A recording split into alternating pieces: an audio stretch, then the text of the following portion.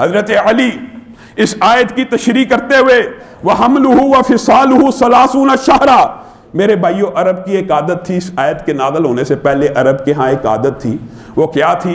اگر کسی کی بیوی کے ہاں یا خاندان کی بہو ہے یا کوئی بھی ہے، اس کے گھر بچہ پیدا ہو جاتا نا 6 ماہ کا، 6 ماہ حاملہ رہی اور بچہ پیدا ہو گیا، عرب غیرت کھاتے تھے، اور ان کے ہاں یہ تصور اور ان کے ہاں یہ دستور تھا، ان کا یہ عقیدہ تھا کہ 6 ماہ میں جو بچہ پیدا ہوا ہے نعوذ باللہ شاید حرام کا ہے، شاید حرام کا ہے، وہ اپنی اس بیوی سے علیحدہ ہو جاتے تھے، اپنی اس بہو کو گھر سے نکال دیتے تھے، اس کو سزا دیتے تھے کہ یہ بچہ حلال کا نہیں ہو سکتا۔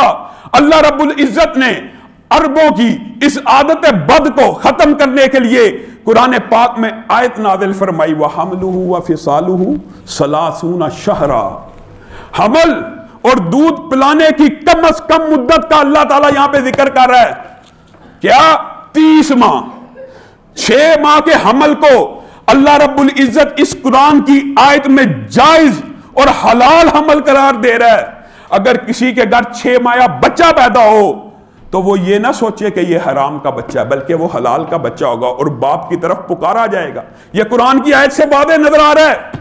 حضرت علی سے جب یہ مسئلہ پوچھا گیا، حضرت علی نے اسی قرآن کی آیت کے مطابق فیصلہ دیا، آقا اگر 5 ماہ کا بچہ 6 ماہ کا بچہ بستر پہ پیدا ہو جائے، حضرت علی کہتے ہیں 5 ماہ کا جو بچہ ہے نا وہ بالعموم پیدا ہو بھی جائے بچتا نہیں، امچور ہوتا ہے، ہاں 6 ماہ کا جو بچہ بچ جائے گا اس کو اس کی باپ کی طرف نسبت کی جائے گی، وہ اسلام میں حرام کی اولاد کنسیڈر نہیں ہوگا۔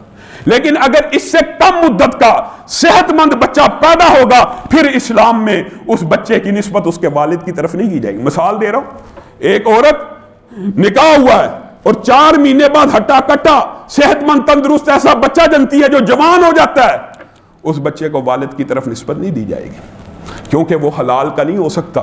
یہ الگ بات ہے، اس کے مسائل کیا ہیں، لیکن حضرت علی عربوں کی اس رسم بد کو صحراؤں کے اندر سے ختم کر رہے ہیں۔ اور یہاں پہ دکھ اور افسوس کی بات پتہ ہے کیا ہے؟ کئی مرتبہ انسان بات کہتے ہوئے ڈرتا ہے۔ حضرت علی کا یہ جو استدلال ہے یہ قرآن کی کس آیت ہے؟ یہ 2 آیتیں اگر ملائی جائیں نا تو یہ استدلال تب بنتا ہے۔ 2 آیتوں کا اکٹھا کرنا، اجتہاد کرنا، تطبیق کرنا اس مسئلے کو اخذ کرنے کے لیے لازم ہے۔ دوسری آیت کون سی ہے جو خطبے کے ابتدا میں پڑھی ہے؟ وَالْوَالِدَاتُ يُرْضِعْنَ أَوْلَادَهُنَّ حَوْلَيْنِ كَامِلَيْنِ لِمَنْ أَرَادَ أَن يُتِمَّ الرَّضَاعَ۔ میرے بھائیو ذرا دلوں کو کشادہ کرو، ذرا ذہنوں کو کھلا کرو، فراخ کرو، بات کو سمجھو۔ اللہ رب العزت کہہ رہا ہے جو عورتیں بچے جنیں اگر وہ ان کو دودھ پلانا چاہیں اس کی مدت کتنی ہے؟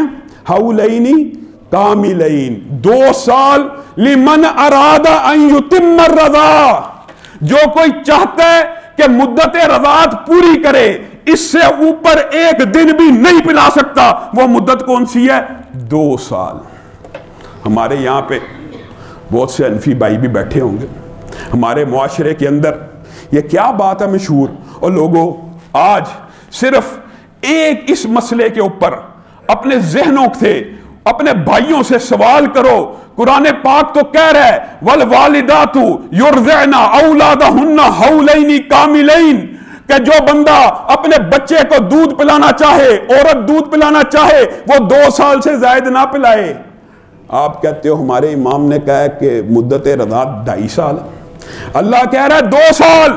جہاں پہ 2.5 سال کا ذکر ہے وہاں پہ حملہ و فصالہ کا ذکر ہے۔ آیت وہاں پہ 30 شہرہ کی پیش کرتے ہیں۔ جب پوچھا جائے نا 2.5 سال یار کہاں سے آ گئی مدت رضاعت، یہ قرآن پاک میں حملہ و فصالہ 30 شہرہ۔ حضرت علی تو اس آیت سے استدلال لے رہے ہیں کہ کم از کم مدت 6 ماہ اور 24 ماہ مدت رضاعت ملا کے یہ 30 ماہ بنتے ہیں، اور آپ نے اکیلا 30 ماہ مدت رضاعت کہہ دی تو حمل کا وقت کہاں سے گیا؟